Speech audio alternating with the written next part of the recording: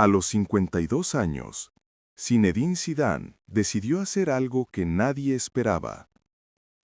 El hombre que siempre eligió el silencio, el ídolo que jamás explicó sus decisiones, el entrenador que se marchó 2 veces del Real Madrid sin dar explicaciones, rompió su mutismo. No fue una entrevista cualquiera, no fue una confesión emocional. Fue una revelación fría, calculada y profundamente incómoda. Por primera vez, Zidane dejó entrever los 5 nombres que marcaron sus mayores decepciones, sus conflictos más tensos y las heridas que nunca llegaron a cerrarse. Personas que, según su entorno, nunca perdonó, aunque jamás las atacó en público. ¿Por qué ahora? ¿Por qué después de tantos años de silencio absoluto? ¿Y qué ocurrió realmente dentro del vestuario del Real Madrid, cuando egos, poder y orgullo chocaron sin retorno?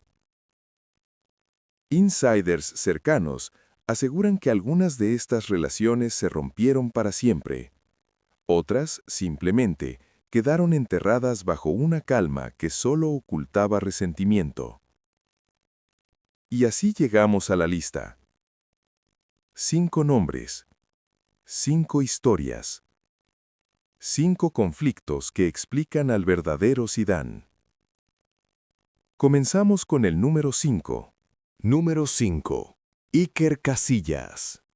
Durante años, Iker Casillas fue mucho más que un portero. Fue el capitán, el símbolo, la voz autorizada dentro del vestuario del Real Madrid. Para muchos, intocable. Pero cuando Zinedine Zidane asumió el control absoluto, ese estatus comenzó a resquebrajarse en silencio. Al principio nadie lo notó. Decisiones técnicas, rotaciones justificadas, discursos diplomáticos ante la prensa.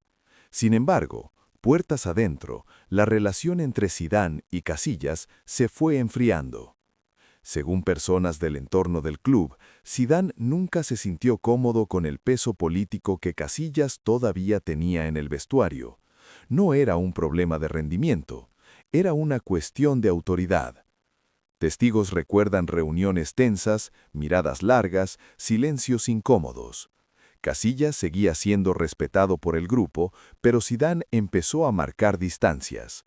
Menos protagonismo, menos confianza, menos palabras. Para un líder acostumbrado a mandar, aquello fue una humillación silenciosa. Insiders afirman que el golpe definitivo llegó cuando Casillas entendió que ya no formaba parte del proyecto real. No hubo una conversación directa, no hubo explicaciones claras, solo decisiones frías. Zidane no levantó la voz, pero tampoco dio marcha atrás. El resultado fue una salida amarga, un adiós sin el reconocimiento que muchos esperaban. Para Casillas quedó la sensación de haber sido apartado sin respeto. Para Zidane, la certeza de haber impuesto su ley, aunque el precio fuera romper con uno de los mayores símbolos del club. Nunca hubo un enfrentamiento público, nunca hubo reproches abiertos, pero desde entonces ambos tomaron caminos separados, con una herida que jamás se cerró del todo. Y esto fue solo el comienzo. Número 4. Vinicius Jr. Cuando Vinicius llegó al Real Madrid, lo hizo cargado de expectativas y millones. Era joven, explosivo, imprevisible, pero también inexperto. Y para Zidane, eso lo convertía en un riesgo, no en una promesa. Durante su primera etapa, el brasileño vivió en una montaña rusa constante. Partidos brillantes seguidos de errores decisivos. Dribles espectaculares y decisiones finales que desesperaban al Bernabéu. Zidane observaba desde la banda con el rostro impasible. Nunca lo expuso públicamente, pero tampoco lo protegió. Personas cercanas al vestuario recuerdan que Zidane dudaba de su madurez táctica. Para él, Vinicius jugaba con el corazón demasiado acelerado. En un Real Madrid obsesionado con ganar ya, no mañana, Eso pesaba más que el talento. Hubo partidos clave en los que Vinicius esperaba una oportunidad que nunca llegó. Otras veces fue sustituido sin explicaciones. El mensaje era claro, aunque jamás se dijo en voz alta. Todavía no confiaba plenamente en él. Insiders aseguran que esa distancia marcó al jugador. Vinicius sentía que debía demostrar el doble, correr más, arriesgar menos, sonreír menos. Zidane, por su parte, nunca cedió. Para él, el respeto se gana con fiabilidad, no con promesas. El giro llegó con el tiempo, pero no con Zidane. Fue después, cuando el técnico ya no estaba, Vinicius explotó.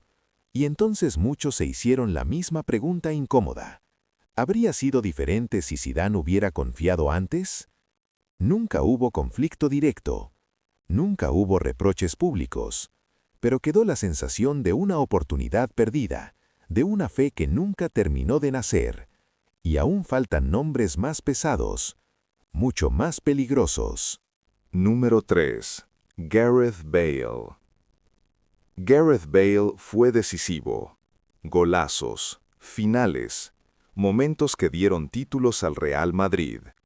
Pero nada de eso bastó para ganarse algo que Zidane consideraba sagrado: confianza absoluta. Desde el inicio de su segunda etapa como entrenador, Zidane marcó una línea invisible entre ambos. Bale seguía estando en la plantilla, pero cada vez más lejos del proyecto. Minutos reducidos, silencios incómodos, mensajes ambiguos ante la prensa que nunca lo defendían del todo. Dentro del vestuario, la tensión era evidente. Bale se sentía señalado. Zidane, según testigos, cuestionaba su compromiso. Lesiones, prioridades, actitud. Todo se acumulaba. El técnico francés nunca lo acusó directamente, pero dejó claro que no contaba con él como pieza clave. El punto de no retorno llegó cuando Bale dejó de esconder su frustración. Gestos, ironías, una desconexión cada vez más visible. Zidane no reaccionó con reproches. Lo hizo con algo peor: indiferencia. Para él, un jugador fuera del plan simplemente deja de existir. Insiders afirman que Zidane fue firme hasta el final. No hubo reconciliación. No hubo segundas oportunidades reales. Bale pasó de héroe a espectador, mientras el equipo seguía ganando sin él. La herida fue profunda. Para Bale, una humillación deportiva. Para Zidane, una decisión necesaria para proteger la disciplina del grupo. Dos visiones incompatibles que jamás encontraron un punto medio. Y aunque el tiempo pasó, el distanciamiento nunca se corrigió. Porque cuando Zidane deja de creer en alguien, rara vez vuelve atrás. Pero lo más delicado aún estaba por llegar. El conflicto no era con un jugador, sino con el poder. Número 2. Florentino Pérez. Nunca fue una guerra abierta. Nunca hubo gritos ni comunicados incendiarios. Pero entre Zidane y Florentino Pérez se libró una de las batallas más silenciosas y peligrosas del Real Madrid moderno. Zidane siempre creyó en una idea clara: el vestuario debía estar por encima de los despachos. Para él, el respeto se construía protegiendo a los suyos y manteniendo un equilibrio interno frágil pero necesario. Florentino, en cambio, pensaba en ciclos, fichajes, poder institucional y proyección global. Dos visiones, dos egos, un mismo club. La primera ruptura llegó de forma inesperada. Zidane se marchó tras ganar todo. Nadie lo entendió. Insiders del club aseguraron entonces que el francés sentía que había perdido peso en las decisiones deportivas, que ya no era escuchado como antes, que el respeto comenzaba a diluirse. Regresó, ganó de nuevo, resistió críticas, pero el conflicto no desapareció, solo se escondió. La segunda salida fue definitiva. Fría, sin emociones, sin homenajes. Zidane se fue convencido de que su palabra ya no tenía el valor de antes. Personas cercanas al técnico afirman que lo que más le dolió no fue una decisión concreta, sino la sensación de desconfianza. Para Zidane, eso es imperdonable. No se discute, no se negocia. Nunca atacó a Florentino, nunca explicó los detalles, pero su silencio lo dijo todo. Cuando Zidane se fue por segunda vez, muchos entendieron que no era un adiós deportivo. Era una ruptura personal con el poder. Y aún queda el nombre más explosivo, el que lo cambió todo. Número 1. Marco Materazzi. La historia más oscura de Zidane no ocurrió en un vestuario ni en una sala de reuniones. Ocurrió ante los ojos del mundo entero, en la final del Mundial de 2006, en el último partido de su carrera, en el momento en el que debía convertirse en eterno. Zidane estaba jugando con la serenidad de un hombre que lo había ganado todo. Había marcado, había liderado, había llevado a Francia hasta el final. A pocos minutos del cierre, el fútbol parecía inclinarse una vez más ante su genio. Entonces apareció Marco Materazzi, no con una entrada dura, no con una falta violenta, sino con palabras. Lo que se dijo nunca quedó del todo claro, pero quienes estaban cerca coinciden en algo esencial. No fue una provocación cualquiera, fue una frase personal, profunda, dirigida al honor, a la familia, a los límites que Zidane jamás permitió que nadie cruzara.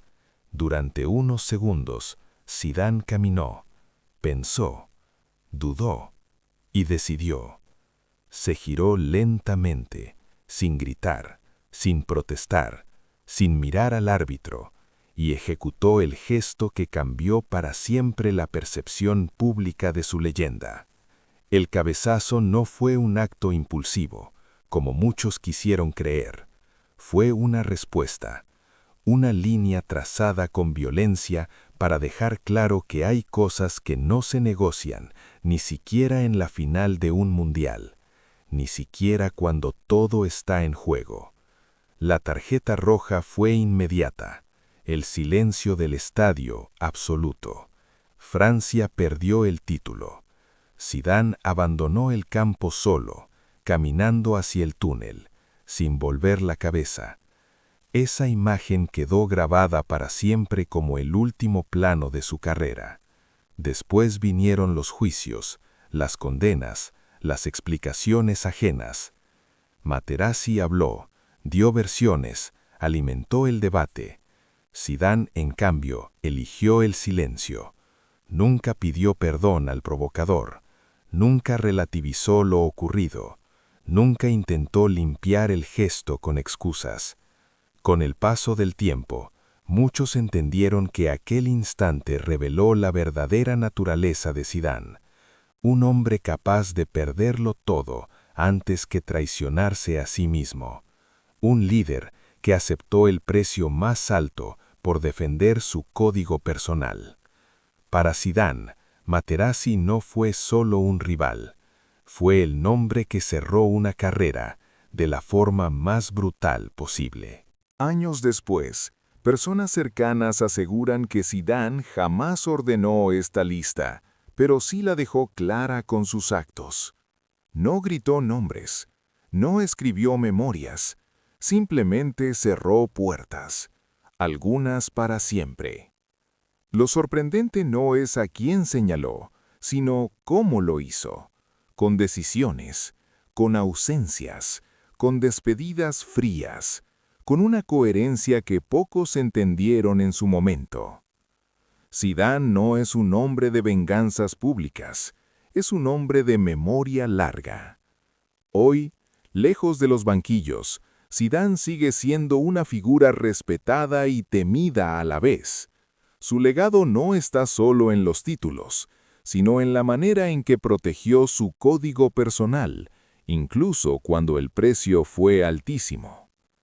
Esta historia demuestra que, en el fútbol de élite, el silencio puede ser más devastador que cualquier declaración, y que, detrás de cada leyenda tranquila, hay batallas que nunca se cuentan, pero nunca se olvidan.